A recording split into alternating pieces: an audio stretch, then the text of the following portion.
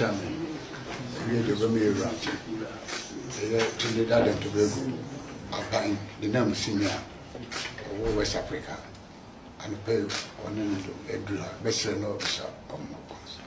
Your Royal Majesty, it is a great pleasure that I am here to bring greetings from not only my Prime Minister, Dr. Keith Rowley, but also from the newly elected, not elected, but newly appointed President, Christine Kangaloo.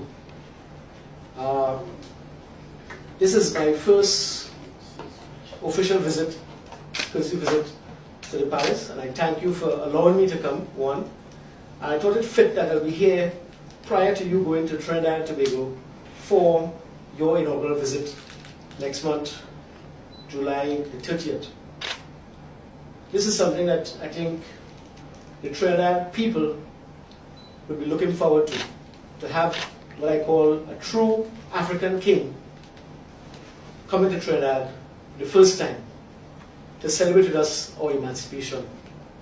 Not only emancipation, as Bob Marley's emancipation of the mind, right, and body. So, it's with that I feel emotional coming here to do that.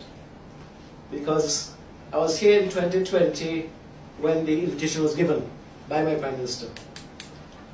And I sat at the dinner. We were also hosted a gala event on a Friday when we were here.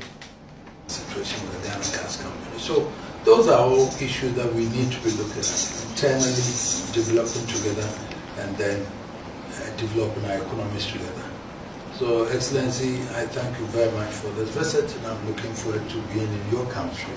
And please convey my message to the Prime Minister and the President that I have accepted and I'm looking forward to come. And I'm looking forward to an enjoyable visit.